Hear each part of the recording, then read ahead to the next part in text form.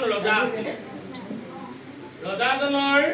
ৰজাজন কেনেকুৱা আছিলে অকণমান মূৰ্খ অকণমান খুবেই মূৰ্খ আৰু কাহিনীটো বুঢ়িয়াৰ আহু একেবাৰে শেষৰ ফালে আছে জৰদ্গব ৰজাৰ উপাখ্যান ৰজাজনৰ নাম কি শুনাকিজনে শুনিছা নুশুনাকিজনে আৰু অকণমান মনোৰঞ্জন লোৱা নুশুনাকিজনে শুনা ভাল দেই আচ্ছা কি হ'ল এখন দেশত এটা চুৰি কাৰ্য সংঘটিত হ'ল আকৌ চুৰতে লাগি গ'ল চোৱা নহয় গোটেই তিনিটা কাহিনীত চুৰে আছে আদিকেইটাতে চুৰ থকা বাইদেউ এখন দেশত এটা চুৰ কাৰ্য সংঘটিত হ'ল চুৰি কাৰ্য চুৰ হ'ল বুজি পালানে চুৰি হ'ল তাৰ পিছত কি হ'ল এই চুৰি কাৰ্যৰ বিচাৰ হ'ব লাগে ৰাজসভাত একদম মন্ত্ৰণা চলি আছে ৰজাই কৈছে মন্ত্ৰীবৰ এই চুৰি কাৰ্যটো এনেকে সংঘটিত হ'ব পালে আমাৰ ৰাজ্যত ইয়াৰ গুৰিটো কি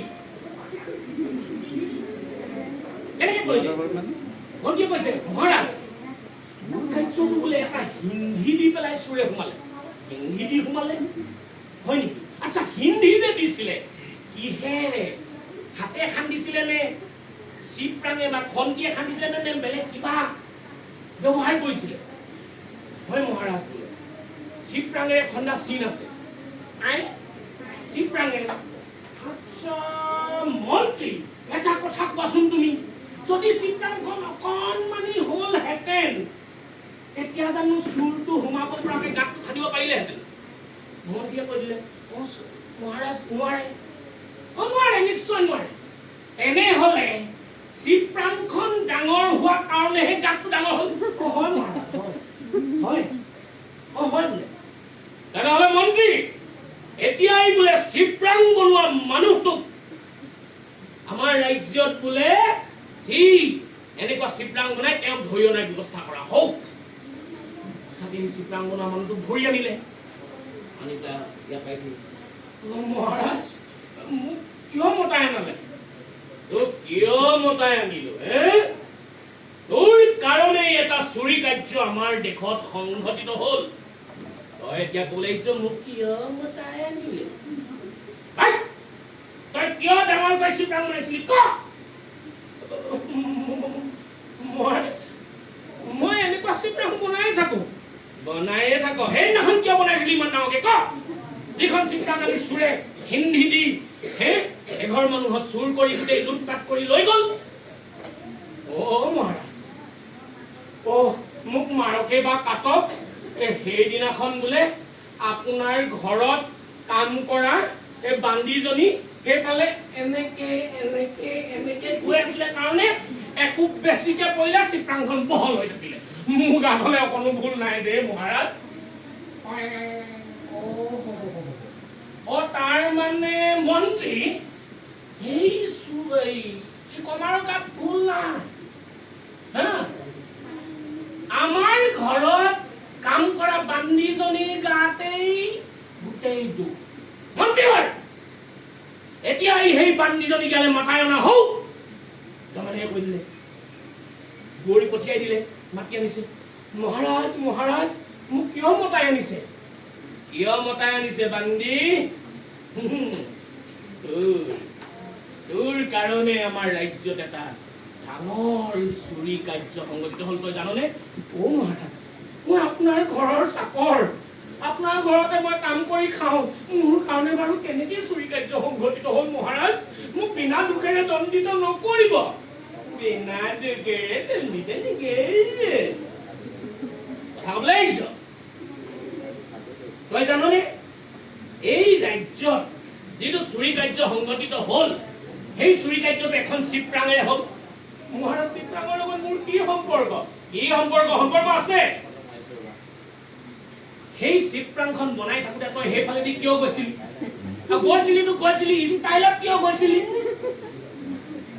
বৰ লচপচকে হয়নে ষ্টাইল বুলি নাই কোৱা বৰ লচক পচককে কেলে গৈছিলি তই সেনেকে যোৱাৰ কাৰণে কমাৰে চিপৰাংখনত এটা কুপেচিকে মাৰিলে চিপৰাংখন বহল হৈ থাকিলে আৰু সেই চিপৰাংখনে চুৰে আহি গাঁত খান্দি গৃহস্থৰ ঘৰৰ পৰা চব বস্তু লুটপাট কৰি উধাও হ'ল কথা বুলি সেইটো তাইও এটা বুদ্ধি টানিব লাগিব না মূৰ্খৰ যা আগত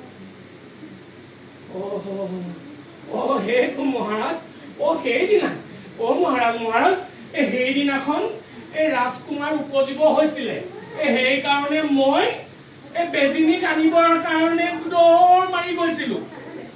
তেনেহ'লে মোৰ অপৰাধ বোলে মৰীক্ষণ কৰক, সেইকাৰণে যদি চিপ্ৰাংকণ বহল হৈ গ'ল মোৰ অপৰাধ মৰীক্ষণ কৰক।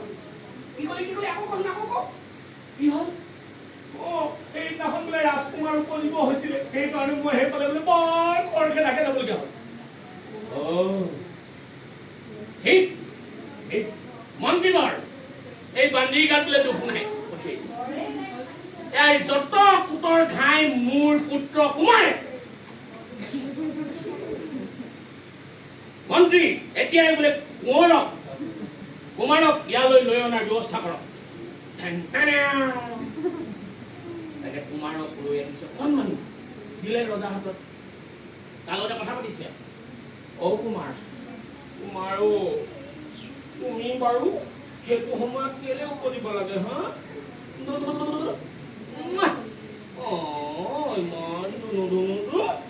সেই সময়ত বাৰু তুমি কেলে উপদিছিলা তুমি নেজানানে? এই তোমাৰ উপজা ক্ষণতে যে এটা ডাঙৰ চুৰি কাৰ্য আমাৰ দেশত সংঘটিত হ'ল, কেলে জন্ম হৈছিলা বাৰু? এতিয়া এই দণ্ডৰ বাবে তুমি এই দুখৰ বাবে জগৰীয়া, তোমাক এতিয়া শাস্তি দিম। শাস্তি দিম। মন্ত্ৰী এতিয়াই মোৰ পুত্ৰক বিচাৰ কৰি ফুলত দিয়াৰ ব্যৱস্থা কৰা। জোঙা সেইবিলাকত একদম বহাইছে, কি দিবলৈ কৈছে। যেতিয়া তেনেকে ক'লে মন্ত্ৰী ভাবিছে হাই সৰ্বনাশ, ক'ৰ চোৰে হিন্দী দি চুৰ কৰা আৰু ক'ৰ ৰাজকুমাৰ। এতিয়া কি কৰিলে মন্ত্ৰী এটা বুদ্ধি পালে, তৎক্ষণাত বুদ্ধি এটা পাঙি ৰজাক কৈছে, অ' মহাৰাজ মই এটা বৰ ডাঙৰ কথা হ'ল নহয়। এই হুলখনটো ইমান ডাঙৰ আৰু ৰাজকুমাৰ হৈছে কিমান তেওঁকতো হুলত নধৰিব নহয়। এটা যদি শকত আবত মানুহ বিচাৰি আনে কুমাৰৰ সলনি তেওঁহে হুলত বহিব বোলে, আৰু তেতিয়া বোলে ভাল হ'ব। হয়নি ৰাজকুমাৰ হুলত নধৰে? ঠিক। মন্ত্ৰী তেনেহ'লে এটা কাম কৰা যাওক, আমাৰ ৰাজ্যত আটাইতকৈ যিজন শকত মানুহ তেওঁক বোলে আনি হুলত দিয়াৰ ব্যৱস্থা কৰা হ'ব। একদম বিচাৰ খোচাৰ কৰিবলৈ মানুহ পঠিয়াই দিলে। যিজন শকত মানুহ পালেগে তেওঁ আকৌ এজন গুৰুৰ আশ্ৰমত আছিলে, মানে পণ্ডিত, আগতে পণ্ডিতসকলে এনেকে পঢ়াই নহয় ল'ৰা ছোৱালীবিলাকক, হয় নাই? তো সেই পণ্ডিতৰ টোলত আছিলে, টোলৰ পৰা সেই চাকৰজনক ধৰি আনিছে, একদম গাড়ীয়ে শকত, একদম ৰজাৰ মানুহ গৈ পেলাই ধৰি আনিছে, আৰু এই ধৰি আনি পেলাই তেওঁক মানে ৰজাৰ আগত দিব। আৰু এনেতে পণ্ডিতে কথাটো গম পাই চমু ৰাস্তা এটাৰে আহি ৰজাৰ ওচৰ পালেহি নহয়।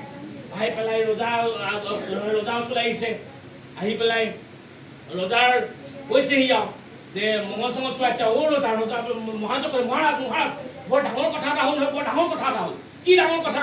মহাৰাজ মই বোলে এই কি বুলি কয় অলপ সময় আগতে বোলে এই মঙল চাইছিলো, মঙলত বোলে ওলাইছে কাইলৈ যিজন মানুহক বোলে হুলত দিয়াৰ ব্যৱস্থা কৰিছে তেওঁ গৈ চিধাই বোলে স্বৰ্গৰ ৰজা হ'বগে। স্বৰ্গৰ ৰজা হ'বগে? বোলে মহাৰাজ স্বৰ্গৰ ৰজা হ'ব, এই বাৰ্তাটোকে মই দিবলৈ আহিলো, মই এতিয়া যাওঁ বুলি গুচি গ'ল। এতিয়া সেই শকত মানুহটোকতো আনিছে, এতিয়া ৰাজসভা পোৱালেহি আৰু কৈছে মানে শকত মানুহটো আনিছেতো, এতিয়া আহি পোৱাহি নাই আৰু ৰাজসভাত মন্ত্ৰী আছে, মহাৰাজ আছে, মহাৰাজ শকত মানুহটোক অনা হ'ল আৰু তেখেতক হুলত দিয়াৰ ব্যৱস্থা কৰিব লাগে। মন্ত্ৰী তেওঁ হুলত দিব নালাগে বোলে। কিয় মহাৰাজ? তেওঁ হুলত দিব নালাগে। কেলে নালাগে মহাৰাজ? নালাগে বুলি কৈছে নহয়, নালাগে। নালাগে মন্ত্ৰী, নালাগে।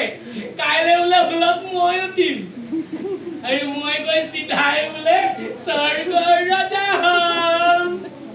মন্ত্ৰী এই শকত মানুহটোক পঠিয়াই দিয়া, কাইলৈ মই হুলত উঠিম, মই স্বৰ্গৰ ৰজা হ'ম। পিছদিনাখন শুলৰ ব্যৱস্থা কৰিলে মূৰ্খৰ ৰজাই শুলত উঠিলে শুল দিলে চেপা মাৰি একদম ফুটুৱাই গোটেই চালনি কৰিলে ৰজা মৰি থাকিলে মূৰ্খ ৰজা দশা কি হ'লগে লাষ্টত নিজৰ মৃত্যু নিজেই মাতি আনিলে কেনেকুৱা বিচাৰ দেখিলানে বাৰু হয়নে আৰু এয়াই হ'ল জৰৎ প্ৰজা